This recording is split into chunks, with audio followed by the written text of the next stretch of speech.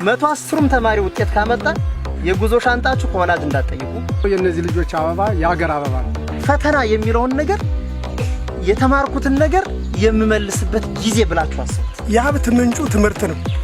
የተማረ ሰው ማንኛውም ስራ ለመስራት የሚቸግረው ነገር የለምና የቴክኒክ ጉዳዮች ማለት ስማችሁን በትክክል መጻፍ ሊቀባውን በትክክል መቀባት ነው። ወሳኙ ነገር ያለው የራሳችሁ ጥረትና የመምህራኖቻችሁ የማብቃት አቅም ላይ ነው። እሱ እንዳለው ነው ደግሞ በፈተናው ሰዓት የሚኖራችሁ የስነ ልቦና ጥንካሬ። የመጀመሪያው የዩኒቨርሲቲ ልምምድን ማሳየት ነው ለተማሪዎች።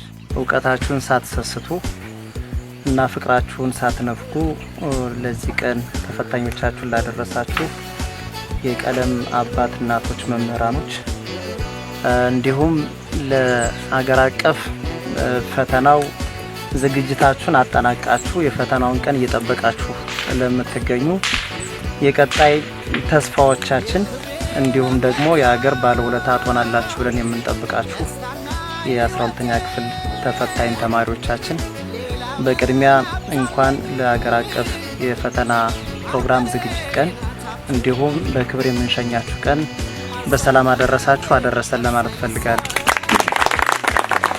ከዚህ በመቀጠል የሀገር አቀፍ ፈተና አንዱ የትምህርት ጥራት ይስተካከል ተብሎ በለውጥ መንግስት ከታቀዱ ነገሮች መካከል አንዱና ቁልፉ ተግባር ትምህርት ላይ እየተሰራ ያለው ስራ ነው።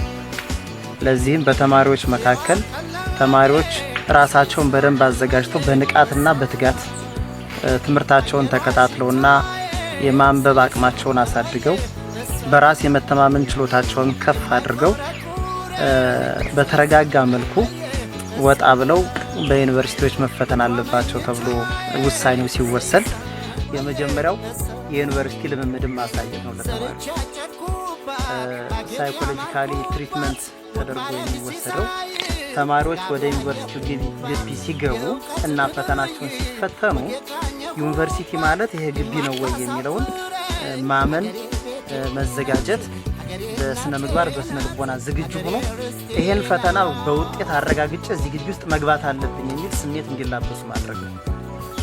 እዛው ሳለ ደግሞ የትምህርት ጥራትን ማረጋገጥ፣ ኩረጃ የሚባለውን ነገር ማስቆም።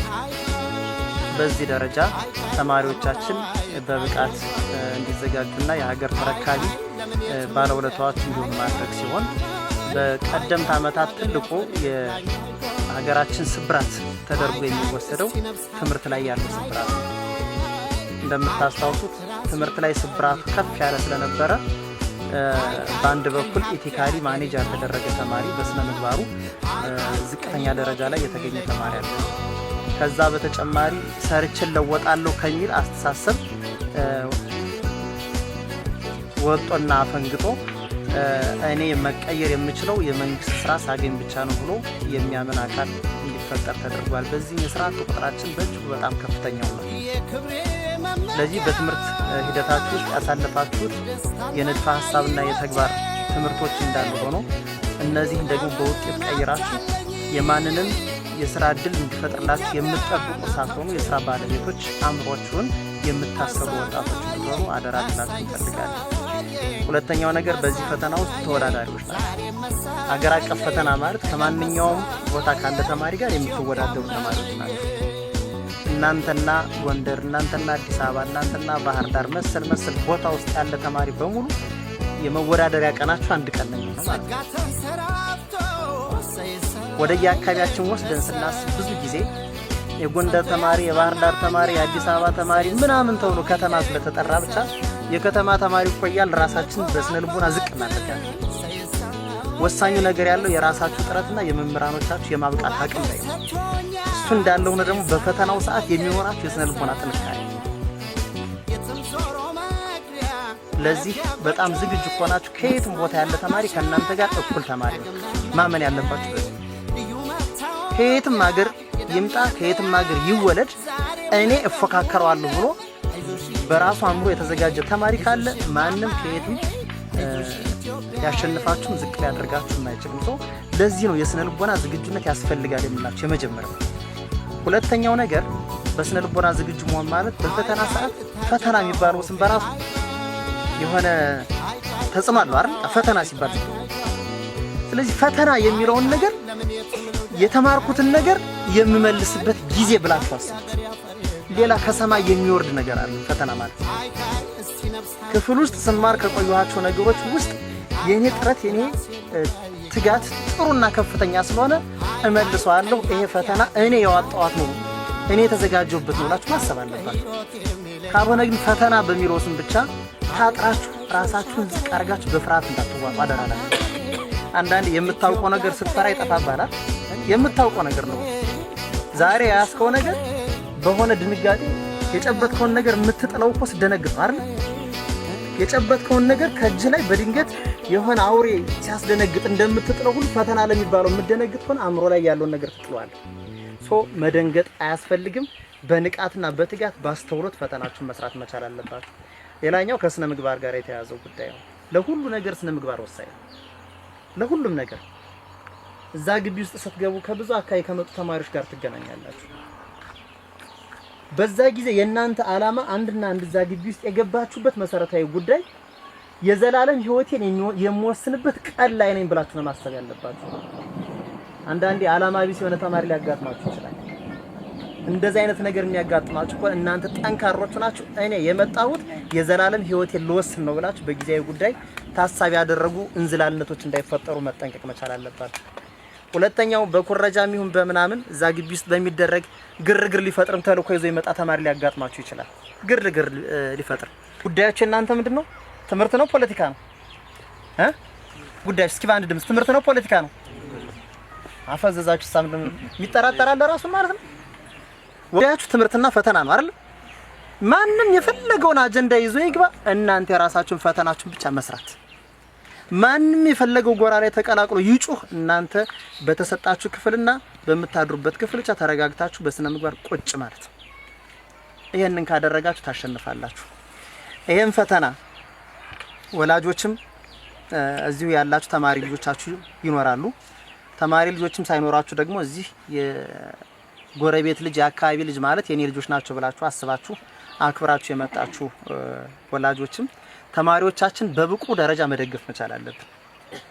እኛ እንዳስተዳደር ምክር ቤት ይሄንን ፈተና የምትፈተኑት ባልሳሳት በናቹራል ሳይንስ 44 ተማሪዎች አካባቢ፣ በሶሻል ሳይንስ 66 አካባቢ ጠቅላላ 110 ተማሪዎች እናስፈትናለን በዚህ ትምህርት ቤት ማለት ነው።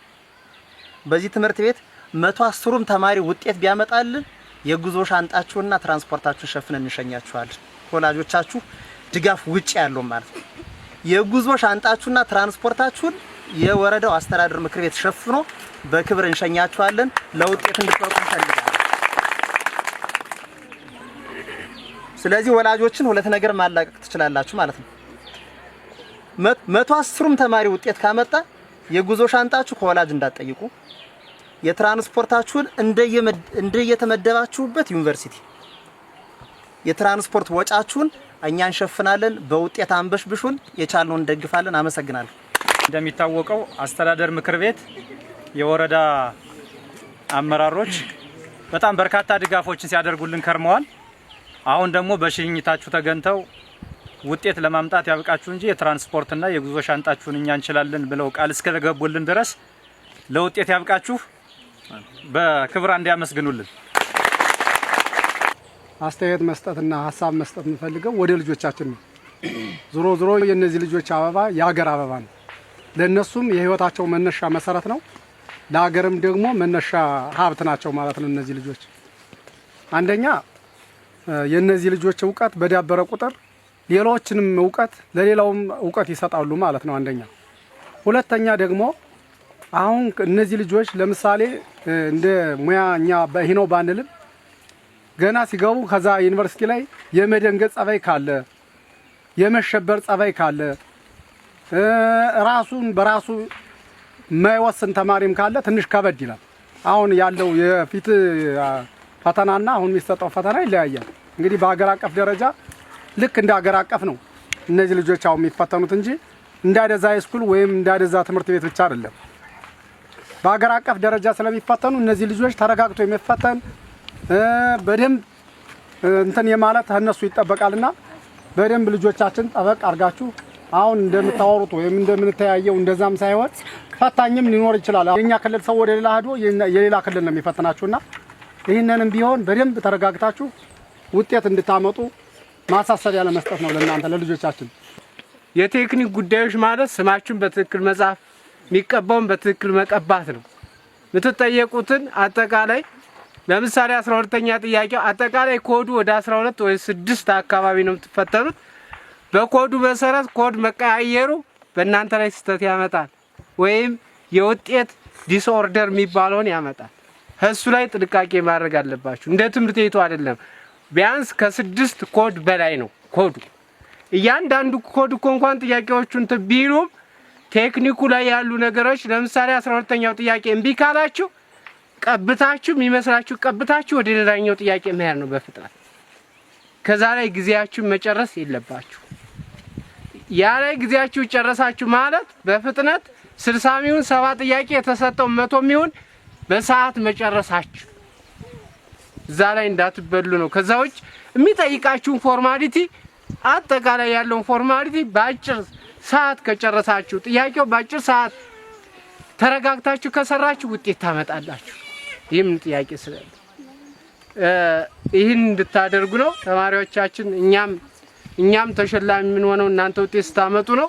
ትምህርት ቤቱ ተሸላሚ የሚሆነው እናንተ ውጤት ስታመጡ ስለሆነ በዚህ መንገድ መፍራት፣ መዘናጋት፣ ጊዜያችሁን የማይሆን ቦታ ላይ የማይሆን ጥያቄዎች ማንሳት የለባችሁም። ዩኒቨርሲቲ ላይ ይመቻችሁ ይችላል። አሁን ዩኒቨርሲቲ ላይ ስንገባ ምግቡ ላይ ይመቻችሁ ይችላል። የተገኘው ምግብ በልታችሁ ግን ተቋቁማችሁ ፈተናችሁ ሰርታችሁ ወደ ቤተሰቦቻችሁ መመለስ ነው። የሀብት ምንጩ ትምህርት ነው። የተማረ ሰው ማንኛውም ስራ ለመስራት የሚቸግረው ነገር የለምና ትምህርታችሁን የተሻለ ውጤት ለማምጣት ምናልባት አባቶቻችን ስላሉት ነው፣ መድገም ስላልፈለኩ ነው። ወረዳው የሰጠው ድጋፍ፣ ትምህርት ቤቱ የሰጠው ድጋፍ፣ ወላጁ የሰጠው ድጋፍ በጣም ከፍተኛ ድጋፍ ነው። ለእናንተ በዚህ ዓመት እድለኛ ሆናችሁ ይህን ያገኛችሁትና ይህን የተገኘ ድጋፍ ደግሞ እናንተ በውጤት ስታጅቡት ይህ ሰው የበለጠ ደግሞ ኔክስት ተበረታቶ ቀጣዩን ተማሪ የተሻለ ውጤት እንዲያመጣ የተሻለ ትውልድ እንዲሆን የሚሰራውና እናንተ የተሻለ ነገር ስታሳዩና ነገ ደግሞ የተኛ ነው ሰዎች ነቅተን ልክ ከዚህ በፊት እንደሰሩት ከወረዳው ጀምሮ ሲሰሩት እንደነበረው ስራ እኛም ሰርተን ልጆቻችን የተሻለ ውጤት እንድታመጡና እችን ሀገር እንድትረከቡ ይደረጋል።